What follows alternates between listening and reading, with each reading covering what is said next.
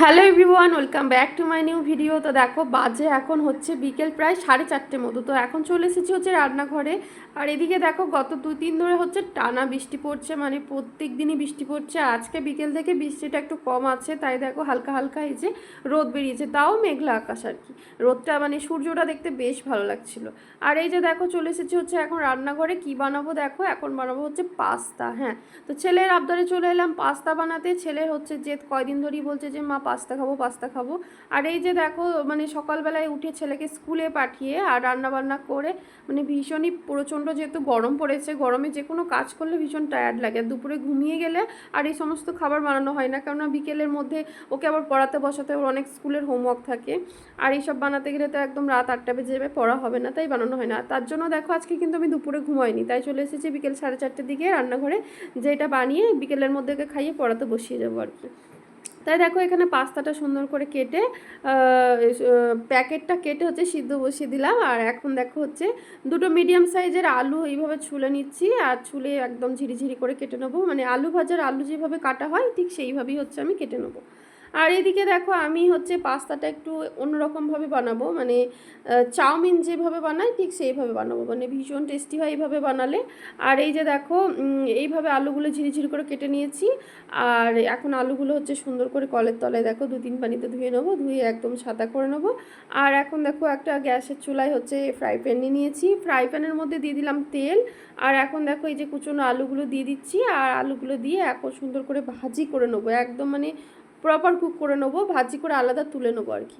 তো আলুর মধ্যে দিয়ে দিয়ে দিচ্ছি হচ্ছে নুন আর সামান্য হলুদ দিয়ে এখন ঢাকনা দিয়ে ভাজি করে নেবো। আর এইভাবে আলু ভাজতে বেশিক্ষণ সময়ও লাগে না, তাড়াতাড়ি হয়ে যায়।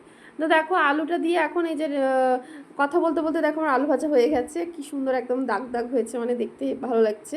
আর দেখো আলু ভাজাটা তুলে নিয়েছি, আর ওই কড়াইয়ের মধ্যেই হচ্ছে একটা ডিম ভেঙে দিলাম, আর ডিমটা দেখো এখন ভুজিয়া বানিয়ে নিচ্ছি। আর ডিমের ভুজিয়াটাও আমি হচ্ছে রেডি করে তুলে রাখলাম, একদম রেডি আমার। সবজি বলতে এই আলু আর ডিমটাই দেবো হচ্ছে পাস্তাতে। আর এদিকে দেখো হচ্ছে কড়াই দিয়ে দিচ্ছে হচ্ছে কুচনো পেঁয়াজ, ছেঁড়া কাঁচা লঙ্কা। আর দেখো পেঁয়াজটা একটু ভাজা ভাজা করে নেবো, আর মানে যতক্ষণ না একটু ব্রাউন কালার হয় ততক্ষণ একটু সময় নিয়ে ভেজে নেবো। ভাজা হয়ে গেলে হচ্ছে অ্যাড করবো হচ্ছে সিদ্ধ পাস্তাটা। আর এই যে দেখো এখন একটু সুন্দর করে ভেজে নিচ্ছি, আর সিদ্ধ পাস্তাটা হচ্ছে দেখো জল ঝরিয়ে রেখে দিয়েছিলাম। আর এখন দেখো পেঁয়াজটা কিন্তু আমার ভাজা ভাজা হয়ে গেছে, আর পেঁয়াজের মধ্যে হচ্ছে এই পাস্তাটা আমি এখন দিয়ে দিচ্ছি। দিয়ে এখন তেলের মধ্যে একটু সুন্দর করে নাড়াচাড়া করে নেবো। আর এখন হচ্ছে দেখো এই পাস্তাটা কিন্তু খেতে দুর্দান্ত হয়েছিল, আমি যেভাবে রান্না করেছি আর কি। আর দেখো পেঁয়াজটা একটু বেশি করে দিতে হবে। আর সুন্দর করে দেখো 2-3 মিনিট মতো পাস্তাটা হচ্ছে পেঁয়াজের সাথে একটু ভেজে নিলাম। ভাজার পরে দেখো এখন অ্যাড করছি হচ্ছে ভিনিগার আর সয়া সস, খুবই অল্প লাগবে। আর ভিনিগার বেশি পড়ে গেলে আবার টকটক করবে, ওই 1 চিপি মতো আর কি। সামান্য একটু আদা রসুনের পেস্ট, আর মশলার মধ্যে হচ্ছে হলুদের গুঁড়ো আর জিরের গুঁড়ো, ভাজা জিরের গুঁড়ো, আর কিছু লাগবে না। আর কেউ যদি ঝাল খেতে চাও গুঁড়ো লঙ্কাও দিতে পারো, তবে আমি চেরা কাঁচা লঙ্কা দিয়েছি বলে আর গুঁড়ো লঙ্কাটা দিলাম না, যেহেতু রিয়াদ খাবে।